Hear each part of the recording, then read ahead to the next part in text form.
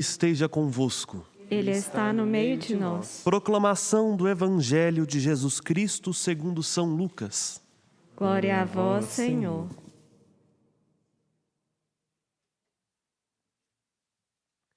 Naquele tempo, reuniu-se uma grande multidão e de todas as cidades iam ter com Jesus.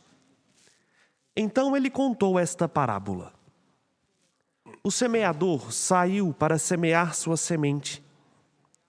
Enquanto semeava, uma parte caiu à beira do caminho, foi pisada e os pássaros do céu a comeram. Outra parte caiu sobre pedras, brotou e secou, porque não havia umidade. Outra parte caiu no meio dos espinhos. Os espinhos cresceram juntos e a sufocaram. Outra parte caiu em terra boa, brotou e deu frutos, 100 por 1. Dizendo isso, Jesus exclamou: quem tem ouvidos para ouvir, ouça. Os discípulos lhe perguntaram o significado dessa parábola. Jesus respondeu: a vós foi dado conhecer os mistérios do reino de Deus, mas aos outros não, só por meio de parábolas, para que olhando não vejam e ouvindo não compreendam. A parábola quer dizer o seguinte: a semente é a palavra de Deus.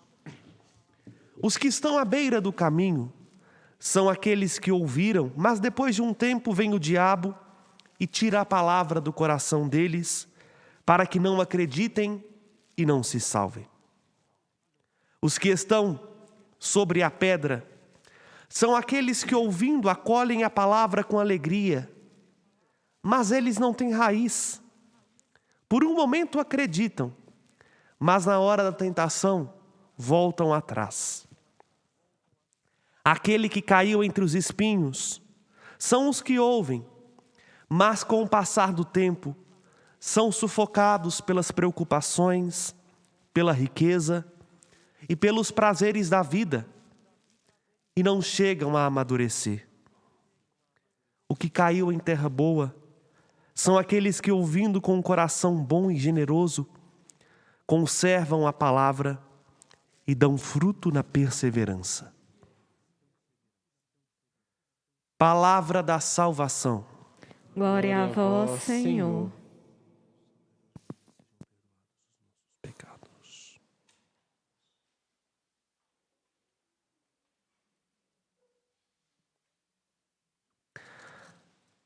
Amados irmãos e irmãs, o padre nem precisa fazer a homilia, né? Porque Jesus Cristo já se encarregou de fazer isso no Evangelho de hoje. Ele mesmo explica o significado daquilo mesmo que ele diz. Parábola tão conhecida esta, a parábola do semeador. De tão conhecida que ela chega já a ser automática do nosso, vamos dizer assim, arcabouço intelectual. Nós a compreendemos facilmente. Tudo isso que Jesus diz para nós já é conhecido. Que a semente é a palavra, que o semeador é o próprio Deus, que o terreno somos nós. E que há diferentes tipos de terreno, ou que nós podemos ser, ao longo da nossa vida, vários tipos de terreno. A semente que cai fora do caminho, a semente que cai no terreno pedregoso e, como diz Jesus, não consegue criar raiz. A semente que cai em um terreno que é coberto de espinhos, cria raiz, mas os espinhos sufocam. E a semente que cai em terra boa. A semente que cai em terra boa é, vamos dizer assim, nesse Evangelho de Lucas, é aquela que é perseverante.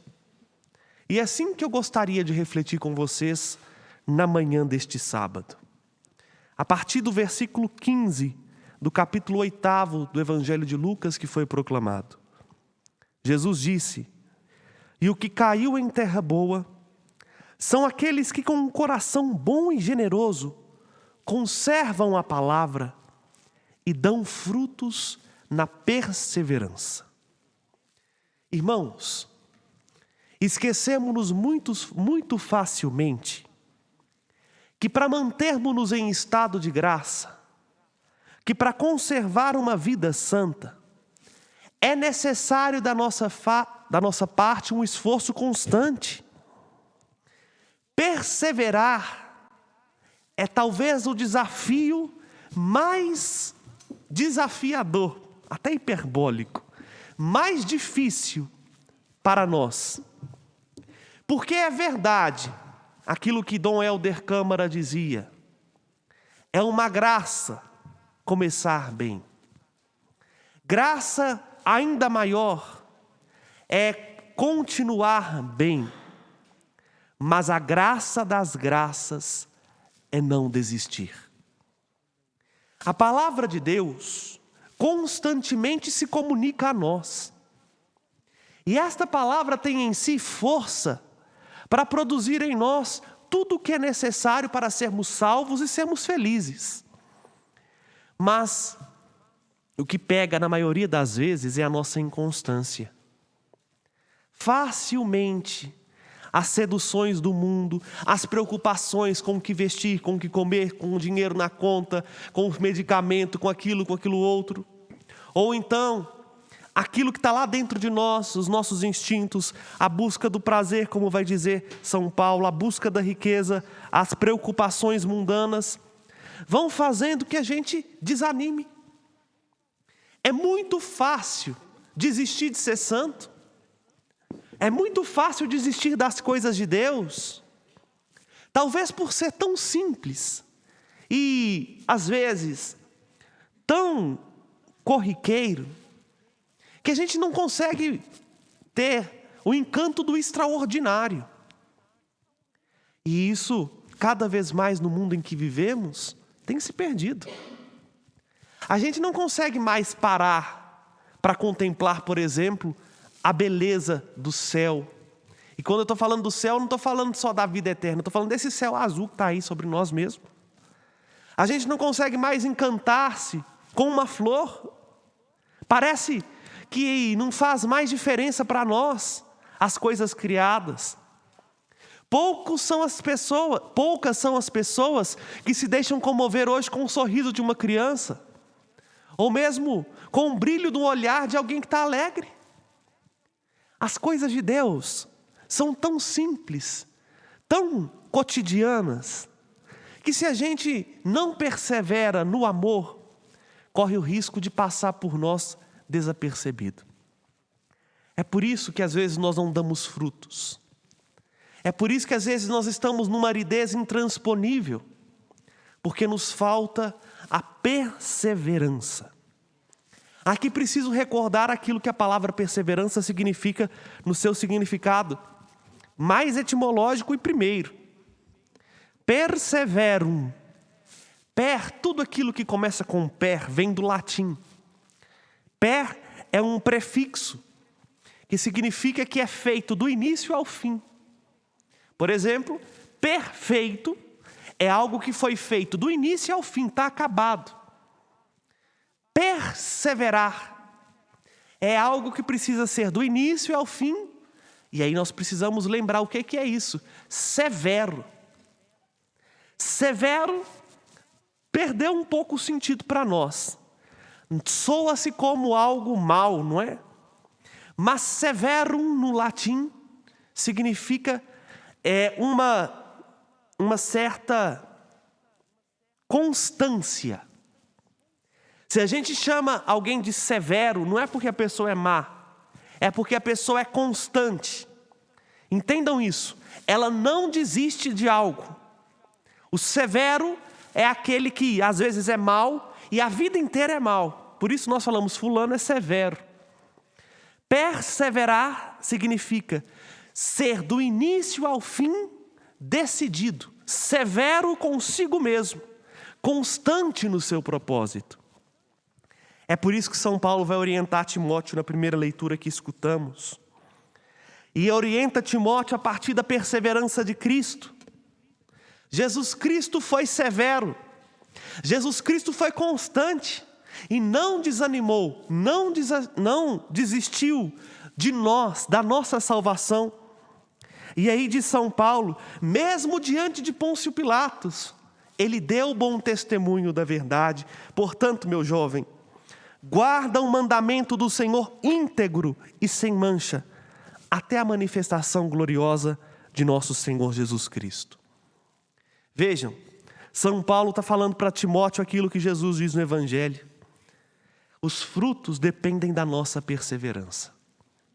Os frutos dependem do modo como, acolhendo esta palavra, nós aguardamos e a colocamos como valorosa na nossa vida. E aí a pergunta que precisa brotar no nosso coração neste sábado é exatamente essa: que lugar a palavra semeada ocupa no meu coração? Que lugar a palavra de Deus ocupa na minha vida, no meu trabalho, nas minhas decisões? E como é que eu tenho feito, a partir dela, as coisas que eu preciso fazer? É assim que nós vamos ver se o nosso terreno precisa ir de uma adubada ou não, ou então se precisa de uma arada ou não. Porque é verdade, se o terreno fica abandonado, pouco a pouco ele vai se tornando seco, árido, e aí, meu filho, serve só de entulho. Não precisa muito esforço para a gente perceber isso. Quem mora principalmente em cidade, tenha um terreno baldio para ver. Pouco a pouco começa, a gente não sabe como, a terra começa a endurecer, começa a nascer mato, erva daninha, aí já tem lixo, porque o povo começa a jogar lixo. Dizendo do terreno, para falar assim, o nosso coração também não pode ficar ao léu. Se a gente não toma conta de nós mesmos, um terreno que pode ser bom e frutífero, vai servir de entulho. E quantos que começaram bem, mas porque largaram, acomodaram, a preguiça tomou conta, foi deixando que o coração ficasse entulhado. Tantas pessoas que, e aqui não posso citar nomes por questões éticas, mas que conheço, que começaram até bem, muito bem no caminho, mas que foi deixando que tanta gente jogasse lixo dentro delas, entulho dentro delas, que a semente que estava lá plantada não teve lugar para nascer, porque o que estava em cima sufocou. Hoje, o desafio para nós cristãos é ser cristão. Pasmem-se, o lugar mais difícil de ser cristão é dentro da igreja. Dizia isso esses dias ao padre Leonardo, que estava aqui em retiro. Assim, Leonardo, eu não sei o que vai ser de nós, porque o lugar mais difícil de ser católico está sendo dentro da igreja católica. Quando a gente fala para os católicos assim, vamos rezar o terço, eles olham para a gente com cara torta e falam assim, que isso? Com tanta coisa mais útil para fazer, com tanto pobre no mundo para cuidar, eu vou perder tempo rezando o terço? Quando a gente fala para alguns assim, vamos agora adorar Jesus, o Santíssimo Sacramento da Eucaristia, aí os outros olham assim, nossa, mas isso é coisa do passado, já não se perde mais tempo com isso? Se eu não tenho tempo para a vida de oração, como é que a palavra vai ser regada? Se é igual a semente, falando de novo do terreno, se você não tem tempo para pôr água na semente, não adianta ter terra boa. Ela não vai ter os nutrientes necessários para germinar. Obra de caridade nenhuma, obra social nenhuma, se sustenta à luz do Evangelho se não é regada pela vida de oração.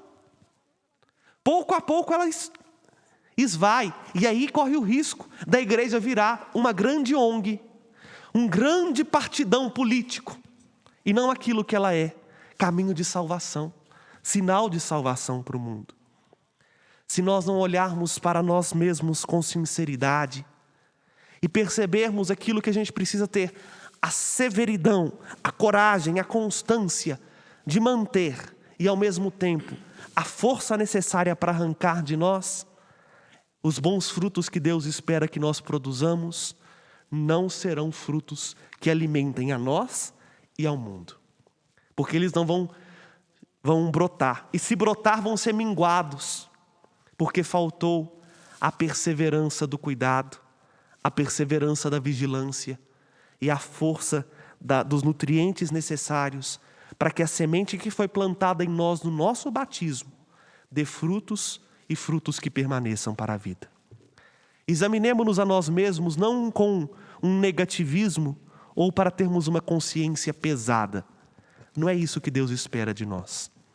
Deus espera que a gente, voltando a se encantar com o cotidiano, com a vida real que Ele nos deu, nós possamos fecundar esta vida com a força desta palavra, que é para nós caminho de vida, motivo de alegria e sinal de salvação. Louvado seja nosso Senhor Jesus Cristo. Para sempre seja louvado. Porque Ele agora